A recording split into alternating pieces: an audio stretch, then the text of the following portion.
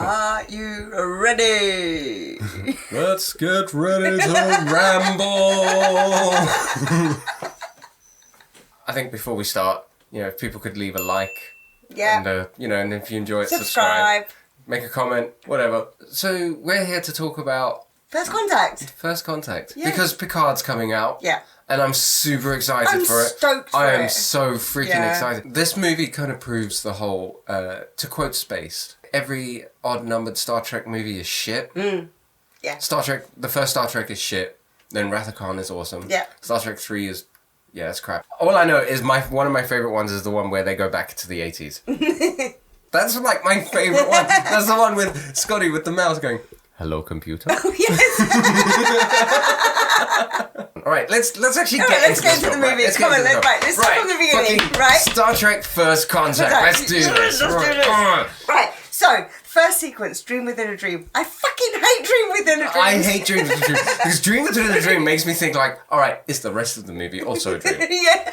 How do I know there's not going to be a post-credit scene with Picard waking up in his bed going, "Oh, fuck me, that was weird." Because of the Locutus thing, which they very quickly get into. Yes. That's the first scene. Yeah. I am Locutus of Borg. Yes. It's because the Borg are nearby that he's suddenly having these dreams. Here's a question based on that. Do you think you'd have to have seen that episode to understand the movie? No. I agree. Because I actually, I saw this movie at the cinema when it came out. I hadn't seen that season of Star Trek Next Gen. When I was watching it, I was like, oh shit, there's some stuff I've missed. Yeah.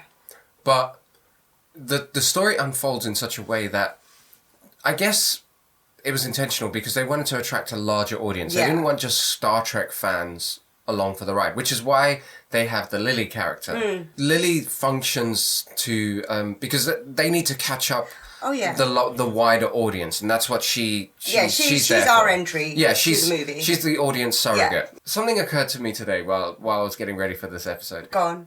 Why did history forget Lily? Maybe it's because she wasn't the one that made first contact. She wasn't the one that went into space. Fine, fair enough, good point. But what I mean by that is when she introduces herself to Picard, he's never heard of her. No. History forgot about her, right? By this point, there's got to be like a biopic hollow novel of Zephyrin Cochrane with the supporting cast of characters. Yes. She must have been mentioned somewhere. So why has no one heard of Lily? Yeah. She helped him build she makes the that Phoenix. point. How long did it took her 6 months to scrounge enough materials to build a 4-meter cockpit. When these space lasers are hitting the compound, her first thought is the Phoenix. Yes. She is there protecting the Phoenix when Picard and Data are in the silo. Yeah.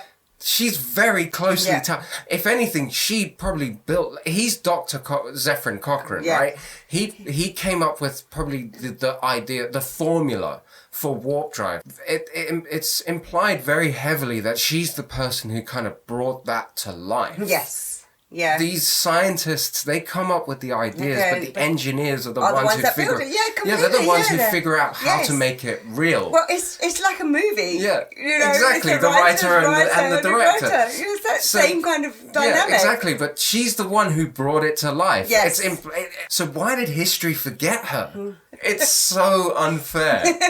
And she is such a great character. Yeah. She puts Picard in his place. She has so much strength. And so much but she's scared at the same time, and so vulnerable at the same time. It's amazing that scene to watch where he shows her Earth. Yes. From that behind, and she's just like too good an actor. This is like really elevated acting for Star Trek. Yeah. Okay, I was going to say, the whole Ahab. The Moby Dick thing. Yeah. I think it's, and it is, it's obviously there. But then I love that it ends with her going like... I've never read it. I never read it. I know what it's about. I never read it. I love that whole realization that he is Ahab. And that moment it does clicks. Because he kind of knocks... He smashes all the ships. And she's like, you broke your little ship. But that is actually like one of my all-time favourite scenes in cinema. the line must be drawn here. It's just like this fantastic scene. Like the way she confronts him. Yes. You know, because she's not really confrontational, but she's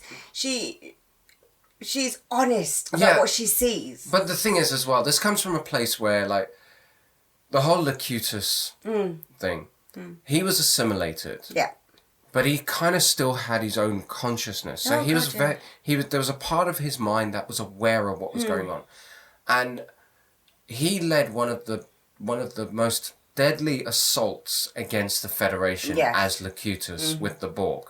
So he has that guilt. Yeah, and they dealt with it in an episode after that. It was like the first or second episode of the season, or immediately after that, the Battle of Wolf 359, and he goes to his brother's vineyard, and he and his brother have like this very contentious relationship. Yeah. And, you know, his brother's like, oh, the hero, Jean-Luc, blah, blah, blah, you know. There's this kind of resentment, but then they eventually come together. Yeah. And there's this fantastic scene where Jean-Luc collapses in the mud and he's like, I couldn't stop them, I couldn't do anything, you know, and he finally confesses that, you know, all he could do was watch what was happening. And then after that, the series never really dealt with it in any meaningful way. Yeah. So this film gives Jean-Luc the opportunity to finally confront that. Yeah. Yeah, and he is still angry, and he is still hurt, and he's still out for vengeance. Yeah. And here he sees his chance for vengeance. You know, he stops... Because before the whole thing, he's so brutal. Like, he's like, make sure if any of our team are assimilated, you freaking kill them, man. I don't think that was brutality. Because remember, he says, you'll be doing them a mercy. Because he knows what it's like to be assimilated. He knows what it's like to be stuck inside, watching this all happen through his own eyes. But the reaction he gives Lily, when Lily points out that the ensign that he kills is, again... part of his team, and he has no reaction. He just says the ensign's name, like, and it's like... And her reaction is like, tough break, huh? Yeah. Yeah. I mean, I understand his point, but there is no empathy. But that's my point as well. He's never really had the opportunity to confront this. So now all of this emotion and all of this pent-up anger and resentment and pain and hurt and whatever... trauma has suddenly just come to the surface. And that scene in the briefing room where she confronts him and the whole Ahab thing. Yes. This is where he's on the point where this obsession for vengeance, for payback, it could destroy them all. And she doesn't know this guy as well as her crew does. No. She doesn't know the history between and the Borg. No. She just sees a dude on the brink. And she knows that if no one brings him back, this is the end. Yeah. They're fucked. So future, past, in every direction. Exactly. I was telling you earlier, there were two other directors kind of in contention for directing. Did you get the names? I think Ridley Scott may have been one of them. Was he actually in contention, or was it like they left a message on his answering machine? Reportedly, Ridley Scott and John McTiernan, John fucking McTiernan, turned down the chance to direct. They weren't in contention. They turned it down. Somebody left a message on their answering machine and they didn't call back. So that's the end of the show. If people enjoyed it, subscribe, leave a like, comment. What's your favourite Star Trek film or episode? Yeah. How about that? Yeah. If it's a particular episode, great. Right. If it's a particular film, great. But let's try and steer clear of the negativity. Let's try and instead of just focusing on what we don't like, let's focus on what we do like. Yes. Tell us what your favourite episode is. Favourite character. I don't care about which episodes or which films you don't like, or which series you don't like. I don't care. I just want to know about what you do like. Yeah, positivity in the world, man. Here we go. Positivity. Yeah. So until next time, guys, it's goodbye from her. And it's goodbye from him.